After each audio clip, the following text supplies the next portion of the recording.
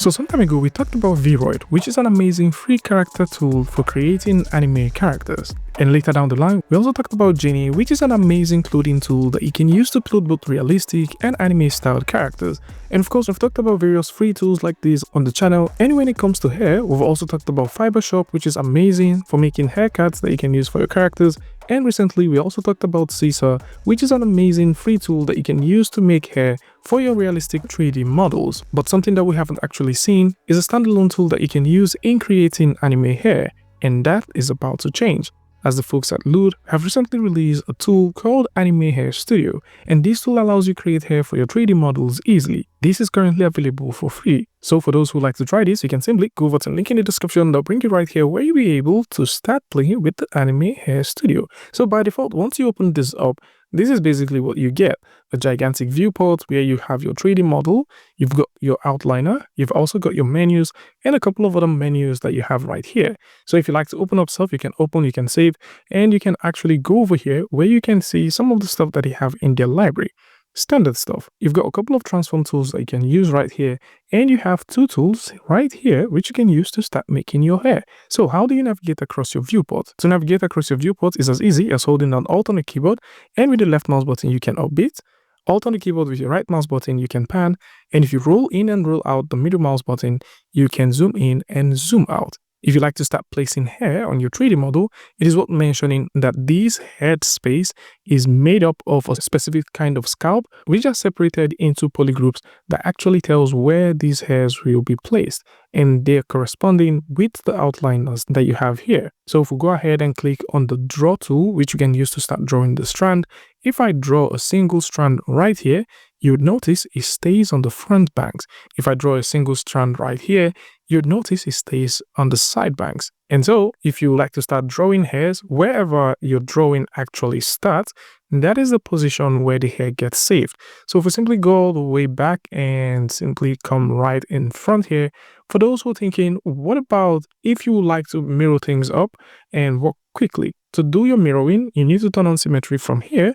And once you have that, if you click and drag, that we have this going on. So we can bring this in. If you like to make changes, you can select that, and you can actually come in and make these changes, and the transform changes also respect symmetry as well. So once you make those changes right there, you can actually go in and see them. If you like to select anyone, all you need to do is click and you have them selected, and of course you can go in and move them however you want. Now, to any of these that you draw out, they do have properties, and you can see the properties right here. Now that we have the move tool, of course you can see the properties of the move tool here. It means that we can increase the rigidity of the move tool, but other than that, we also have the properties of the strand that we're working on. So in terms of shape, we can actually say we would like the width to be more, the width to be less, we'll like maybe a bigger depth or lesser depth. We can also play with the root scalp offset. If we like to twist this, we can also go ahead and twist it. We can also play with the strand profile. So if there's a specific kind of profile that we need, we can actually go ahead and play with that. We can choose from any of these three that exist here, which includes the rounded, the flat, and also the anime wedge. Of course, any of the changes that you make gets to load these into custom. Let's actually go ahead and do that and bring this down here. Automatically, that gets saved as custom. We also have different kinds of width curve, which includes the anime taper. We've got the late taper. We also have the root bulb, and we have the braid place maker. And right here, we've got the depth curve. So we can actually go ahead and make those changes. Right over here, we've got like the whole proportion editing stuff, which we're going to talk about in a bit. Now, if we go over to the draw tool, the standard hair is not the only thing that you have with this one. You also have a couple of other hair types. And so to explore those, we will need to change the brush preset. So in this case, we've got like the tree chomp. Actually, let's go ahead and undo all of what we have. So I'm just going to undo this until we have nothing. If I set this to the tree strand clump, we can increase our brush size. And if I draw, we now have 3 coming in. If I go all the way back and actually position this properly, if I draw in, you can now see that we've got those banks coming in. We can turn on the collision just to make sure that they don't touch each other, and we can actually go ahead and turn on the proportion editing, which would allow us edit these proportionally. And for any of the changes that you like to make on these ones, you can also go ahead and make those changes. So if you like your character to have coils, you can actually go ahead and draw out the curls right here. So we can draw those curls in, and from here we can start making those changes. Now for the curls that you have for your model, if you go all the way down where we have our curl shape, you can make changes to this curl. Maybe you like to increase them, you want to reduce them. You can do all of this right here. You can also play with the curl displacement as well if this is something that you want to do.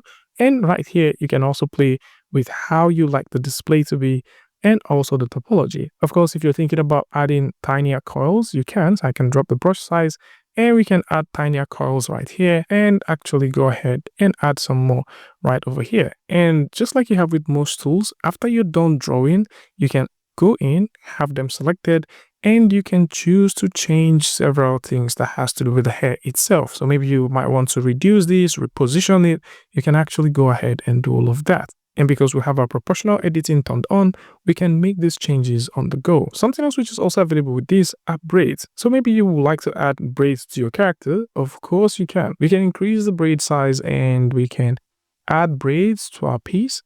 So maybe you would like your character to have braids.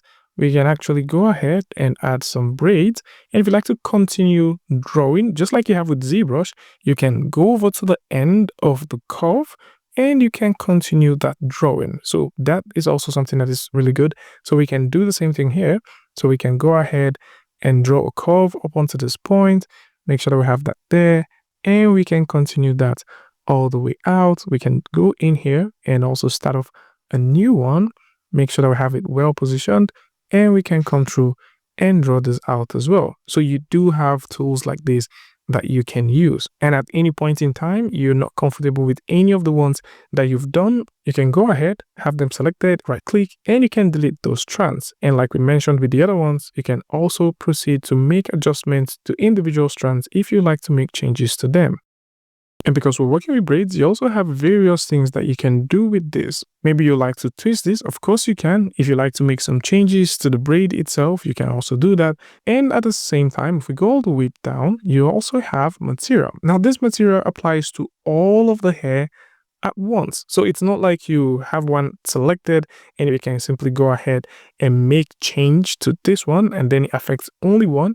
This hair color is definitely going to affect all of them. So just in case you're thinking about that, this is one of those things to keep in mind. Now with this said, if you're thinking about hierarchy editing, you can turn this on and this is going to help for hierarchy editing. You can also use this to reset the camera for your character if you want, and you can use this to toggle on topology if you like to see the topology of the piece that you're working on. And this looks pretty cool. If you like to turn on or turn off the face set or the polygroups, you can also do that by turning this on or turning this off. Right over here, we've got a few things which includes editing the scalp of the character's head. So just in case there is a specific scalp you would like to edit, you can do that. You can also use this for your scalp painting as well. If you like to select or define various regions for your head, you can do that. You can also use this to edit the head itself if you want. And if you like to bring in your very own custom model, you can do that by clicking on import head mesh and bringing the head mesh in there. And from there, you can start defining the head of the character that you like to work with and do some very custom stuff for yourself, which I believe would be super useful for those who have custom characters that they would like to work with. For those who are thinking about exporting these and bringing this into their DCC tool, there is an export button right here, which you can use to export your files as OBJ, which you can now bring into any DCC tool of choice and start creating amazing stuff with it. This tool is currently available for anyone that is thinking about building anime hair for their characters, and currently it is totally free, and you can simply go over to their GitHub where you'll be able to access this.